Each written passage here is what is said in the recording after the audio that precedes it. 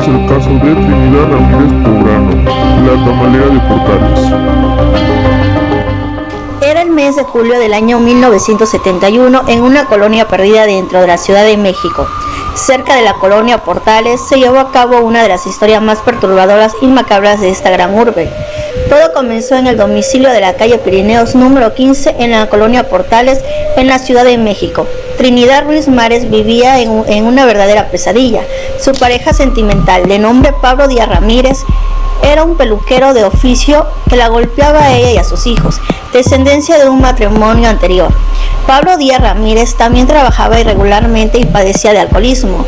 Doña Trini, como la conocían los vecinos, tenía una rutina diaria. Salía a comprar la carne, regresaba a casa para cocerla, guisaba las salsas, preparaba el dulce, compraba la manteca de cerdo, envolvía los tamales y por las mañanas se trasladaba a la panificadora sobre Ermita Iztapalapa.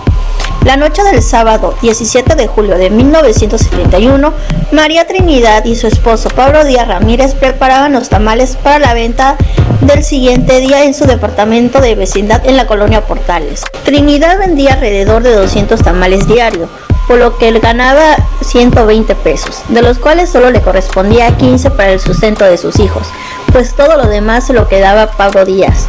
La mujer además estaba segura de que Pablo tenía relaciones con otras mujeres, pero no tenía manera de confirmarlo.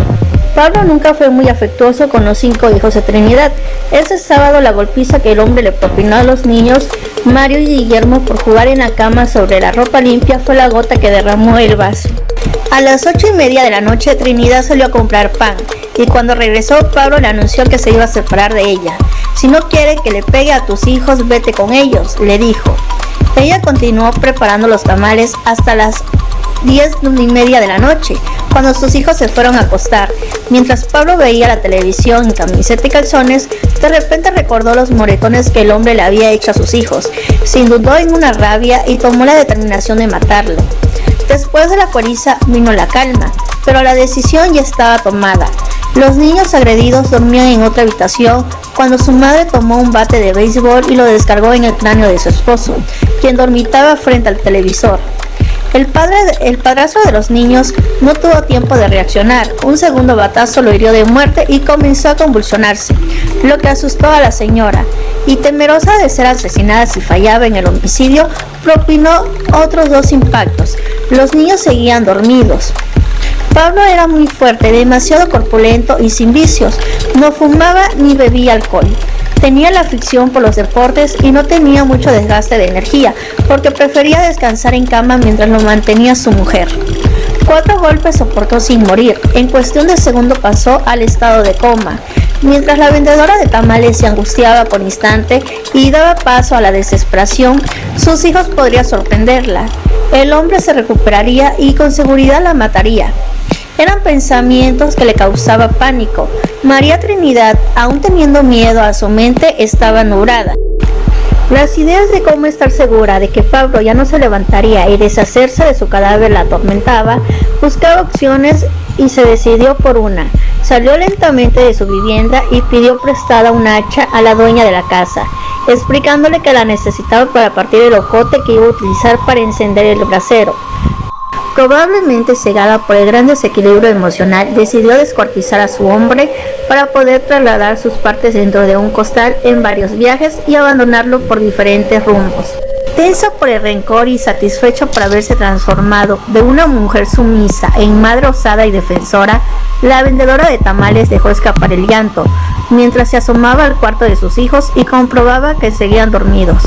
Eran las 11:30 de la noche del sábado 17 de julio de 1971. El hombre golpeado quedó casi desnudo y los primeros hachazos le separaron las piernas, provocándole la muerte en 3 minutos y asustando más a la señora al ver los últimos y casi imperceptibles movimientos de su marido. Trinidad no había dirigido el instrumento cortante hacia la cabeza, porque era evidente el resultado de los batazos, pero se decidió y otros golpes culminaron el descuartizamiento. Los niños, acostumbrados al ruido que hacía su progenitora cuando trabajaba la masa por las noches, no se dio cuenta de que esta vez la actividad era muy diferente. En la madrugada del domingo terminó su obra La Tamalera y aunque laboró a la luz de la televisión, pudo asear casi perfectamente la habitación y lavar sus propias prendas de vestir. El paso siguiente fue retirar las partes que no cupieron en un costal. La señora supuso que pedir un recipiente grande en plena madrugada la convertiría automáticamente en la sospechosa, y por la circunstancia guardó la cabeza de su esposo en el bote tamalero. Con enorme preocupación de la comerciante, el bote de la cabeza quedó debajo de la cama. Seguramente los niños tardarían un poco en descubrirlo. Ya no había oportunidad para abandonar el bote en la calle. El tiempo se la pasó en ir a tirar por distintos rumbos los restos del cuerpo. Tenía que disimular y a toda prisa desocupó otra lata similar, y aquel domingo, como todos los fines de semana, la mujer vendió tamales frente a una panificadora en Ermita, Iztapalapa, casi a esquina con Emiliano Zapata. El lunes 19 de julio, por la mañana, estalló el escándalo. Parte de los restos fueron encontrados a un costado de la casa 508, calle Sur 71A, en la colonia Justo Sierra, al sur de la ciudad. El general Daniel Gutiérrez era jefe de la policía capitalina y tuvo la satisfacción de comprobar que la aclaración del crimen en la colonia Justo Sierra estuvo a cargo del servicio secreto, que al terminar ese sexenio empezó a dejar de ser lo que era, cuando se le cambió el nombre por el de División de Investigaciones para la Prevención de la Delincuencia y el negro recuerdo de Arturo Durazo Moreno. Pero el caso de la tamalera fue realmente un trabajo de excelencia. Los investigadores Raúl Mendiolea Cerecero, su director de la policía, el mayor José de Jesús García Jiménez, el comandante Ángel Godínez y los agentes Gonzalo Valderas, Juan Ayala Ángeles y José Cabrera solucionaron el crimen en solo 6 horas. Este caso inició con una orden a la sirvienta de la señora Esperanza Hernández, dueña de la casa 508 de la calle Sur 75A en la colonia Justo Sierra, quien creyó que dentro de un costal abandonado estaba un cargamento de pollos muertos procedente de una granja cercana, cuyos propietarios no esperaban el paso de los camiones de la basura para deshacerse de las aves sin vida.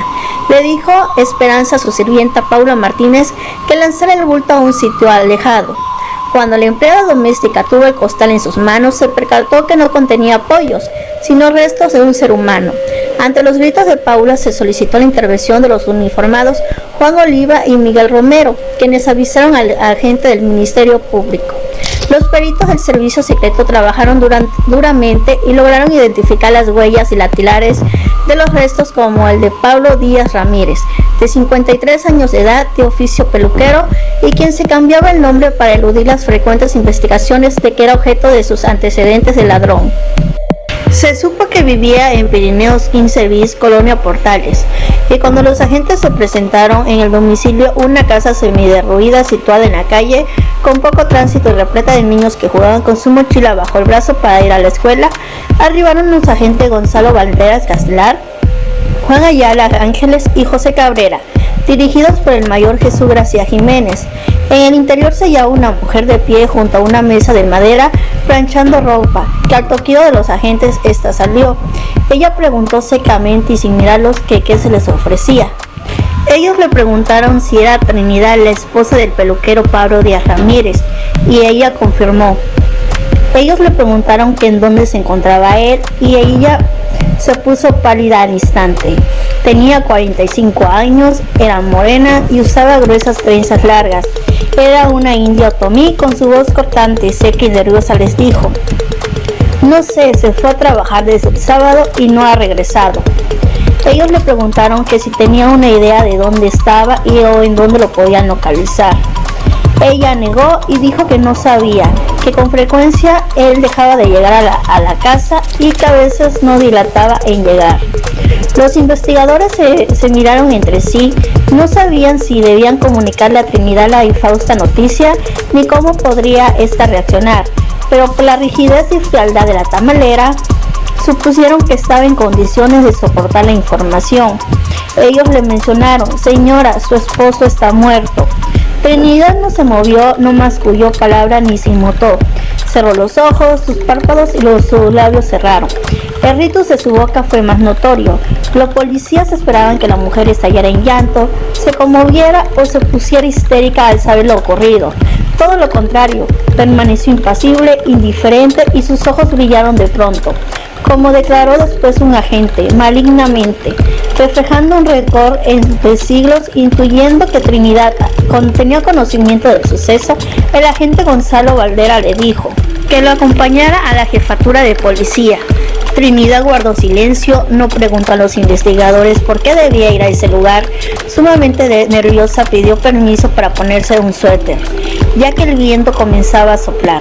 Se despidió de su hija, que recostada en la cama leía un cuento y se disponía a apagar el radio, que anunciaba el fin de la novela Los huérfanos por la estación XEW. La niña se asustó al conocer la muerte de su padrastro y se preocupó de sobremanera al ver que su progenitora era conducida a la jefatura. En la oficina del comandante Godínez, la tamalera fue interrogada. Le preguntaron que si su esposo tenía enemigos y ella dijo que sí, que en las últimas semanas lo notaba bastante nervioso, que le había dicho que en 3 ocasiones lo habían detenido por vender marihuana y cuando se quiso retirar del negocio lo amenazaron. Le preguntaron que si sabía el nombre de esos hombres. Ella lo negó y dijo que lo citaba en la arena Coliseo durante las luchas. Que Pablo era muy aficionado. También le preguntaron que si ella tenía pleitos frecuentes con él. Ella quedó callada por unos momentos, pensó lo que iba a decir y con voz entrecortada repuso: sí, señor, sabe, Pablo fue mi segundo esposo.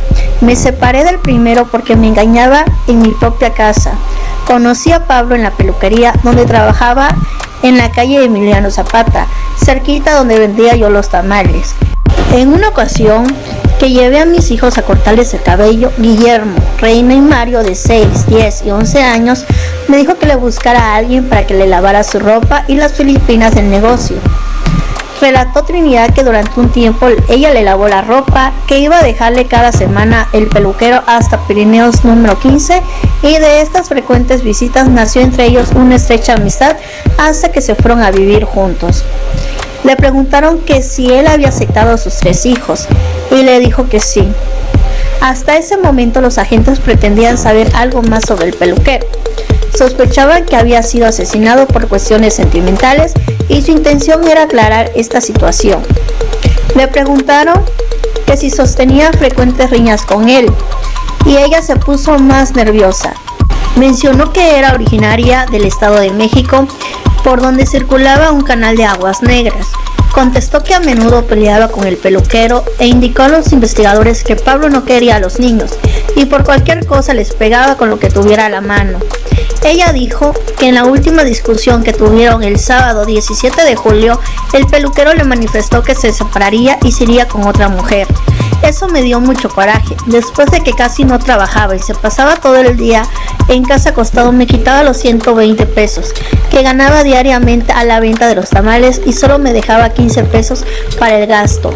Por las noches se iba al cine, al box o a las luchas, y además le pegaba a mis hijos. Me dio mucho coraje. ¿Por eso lo asesinó?, le preguntaron. La mujer no dudó más, miró a la policía y respondió: sí, señor, por eso lo maté, se lo merecía. Cuéntenos cómo sucedió todo, terció el mayor García. Un poco más tranquila, Trinidad narró que el sábado los niños estuvieron brincando sobre la cama y ensuciaron la ropa limpia, lo que molestó a Pablo, quien tomando un palo los golpeó salvajemente, dejándoles huella en todo el cuerpo. Además los mandó a dormir sin cenar.